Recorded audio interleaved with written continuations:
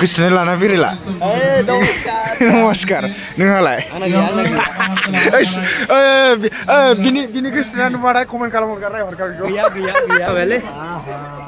भिडिअल' खालामो लाया होनजागोनलै आबो अबे ओइटा कि बुस्थु फाग्ला फाग्लाखौ खेबहैयोब्रा नै Hey guys, welcome to my new vlog. लोगोफोर दिनै माने आङो मेलायाव फैदों जाहैबाय मा मेला आं मिथिया जिखुनु जादोला नै नायनानै लादो मा होनोमोनलाय सानजाथिंजाय आरोना बाथौ मेला बाथौ मेला ना आङो फैफेराखैमोन आरोखि दिनै फार्स्ट टाइम ओमफ्राय बिनिफ्राय नोंथांमोननो ब्लगनि गेजेरजों देखायलांबाय थानोसै ओरै क'क्राझार साइडनिया नुवाखैबो जानो हागौ आरोना ओमफ्राय जायगाया मामोनलाय तामुलपुर डिस्ट्रिक्ट थागेरखारि आदसा नै नायनानै लादो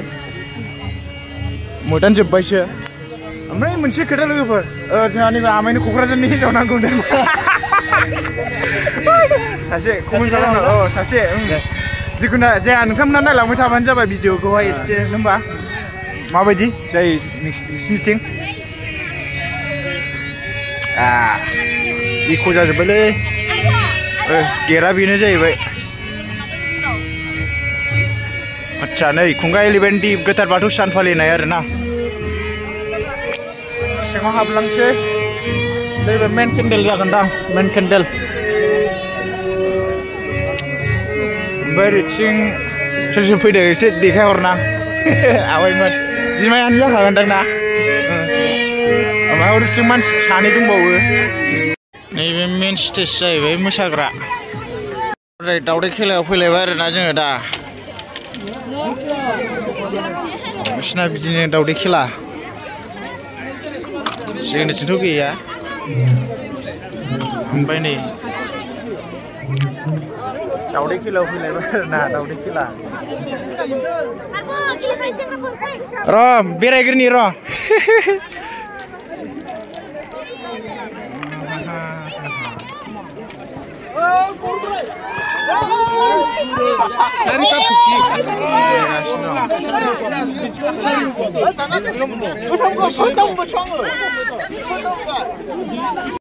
आदै गेलेनायखौ नायनाया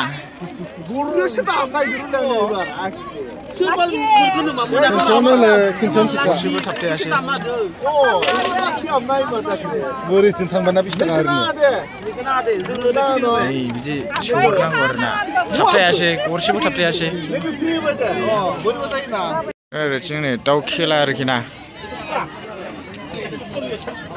नाम्बारा आयौ आजां बुरजा 35टा ओरैथिंलाय 32टा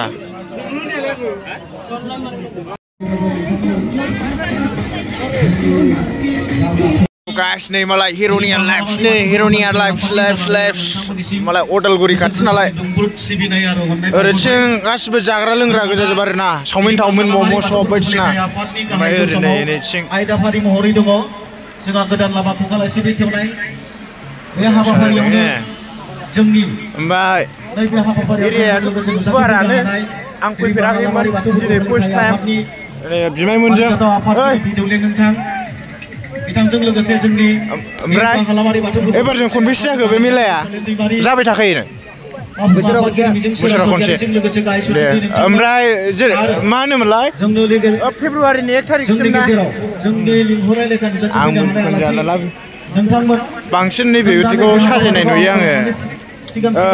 राज फुजायावबो साजायदों ओमफ्राय माबायावबो मा होनोमोनलाय बर' साहित्य सभायावबो साजायनाय नुदों बिदिखौ जोंहा नै डिजे पिहु लाइभ 31 जानुवारियाव फैगोन जाहैबाय आरो नै बाजै रेस्टुरेन्ट एन्ड ग्रुप मा मोनो नायनि र' नै मानसिफ्रानो गैथारा मानसिफ्रानो खम लास्टआव खम बुरजा जागोन ने लास्ट नै बाजेनाव चिकेन पक'रा लानोसै बाजै एसे नायहरदोब्रा भिडिअ बाजेनाव चिकेन पक'रा लानोसै गोथाव ओंखामजों दा जाहैनो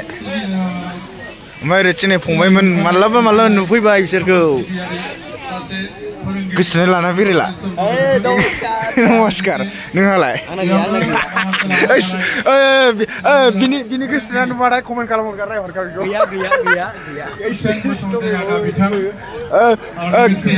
नायबाबो सिनायखानाय नङाना हेलमेट हमनायजों मानसिखौ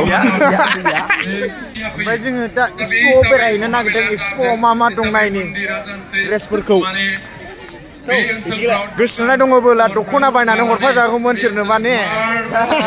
खानाय गोलाव दंबा ट्रेड एक्सप'आव हाबनोसै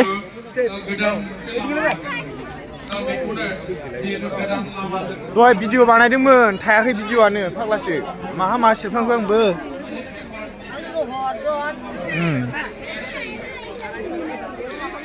एक्सप' माबा लानो गोनां दं नामा माबानो आपिनो आच्छा इस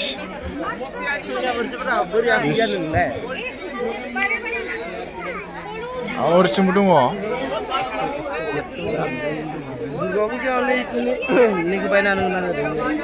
सोरनो बुरिनो भिडिअल' खालामो लाया होनजागोनलै आबो अबे ओइटा कि बुस्थु फाग्ला फाग्लाखौ खेबहैयोब्रा नै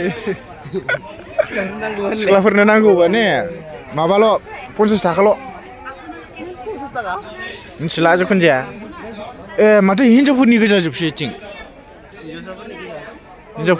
हिनजावफोरनि सब लेडिस गैला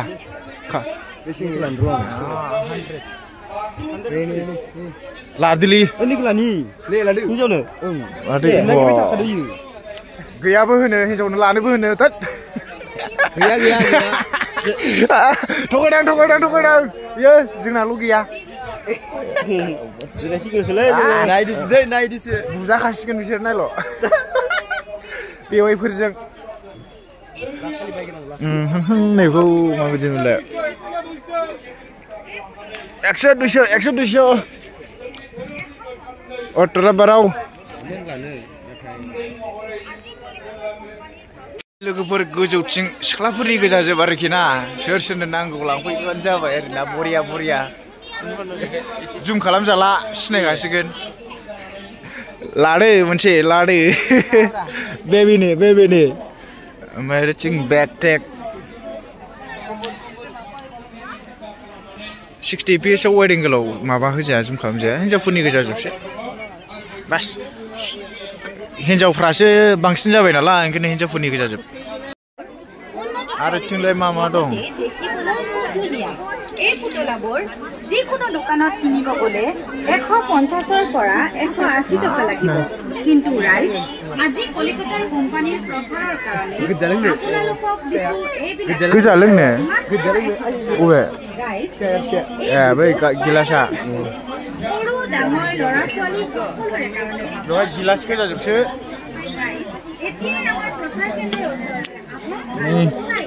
थोरसि लथा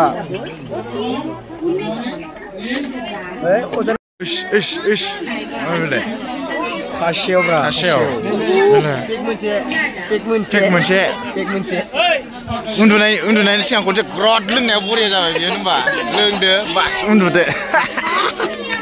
आरो ओरै जोंहा नै मा दं लाब सब 100 थाखा 100 आरो नोरसिं नै थफिफ्रा बरिया दं सोर नांगौ बरि दखानदारा बुदोसोलै उन्दैफोरनि गोजा जोबसो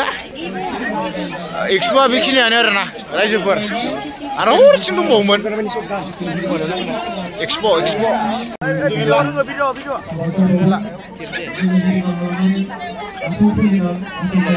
रायजोफोर इउक्रेना गावलायनो बेखौ लानोसै लानानै एबारसो फ्लाइटजों थांसै नांनायनोबा सिलाय अरिजिनेलथ' नंला जाहैबाय मावजार गावालाय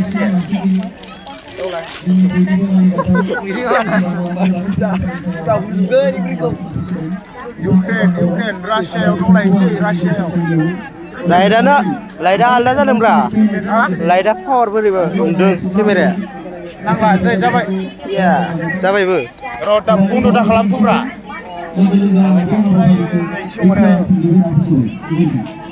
मोर एकजन बेथा আছে रे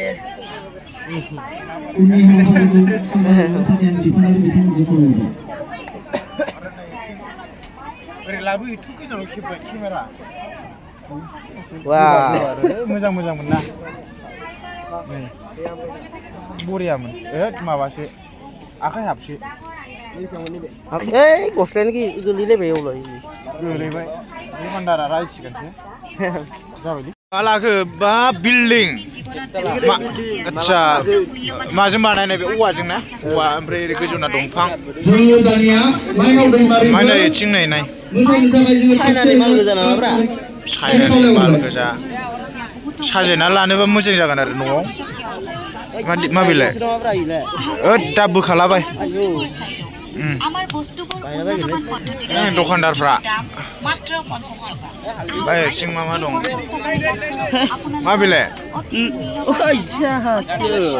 जाहाज नाव थिं मा दं न' गोजाजोबसो बेनिफ्रायनो ओरैथिं नै दख'ना दखान दं आरो मोननै मोनथामानो दं दख'ना दख'नाखौ नों सोंदोब्रा नै दख'ना एसे देखायनायसै दख'ना आर'नाइ गस्लाफ्रा माबायदिब्रा फिसासो इयो सोंदो जोंना थुनथुलाखौ सोंहोनसां एसे आगर गुबै जागोन बेयो दाम लायो इबो 1100-1200 खम दामाव मोना एसे आरो नै हिनजावफोरनि दख'ना एसे देखायनोसै आं मादैमोनखौ बेयाव मोनसे दङ बेयाव एसे मोजां दं एसे देखायहरना मादैमोनखौ बायग्राफ्रा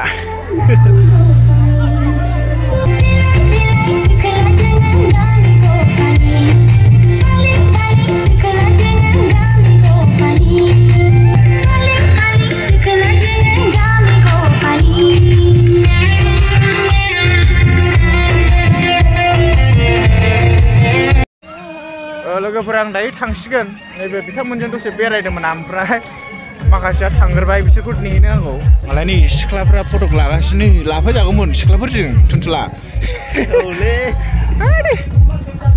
टाइम गैला जिखुनु जादोला थांसै आरो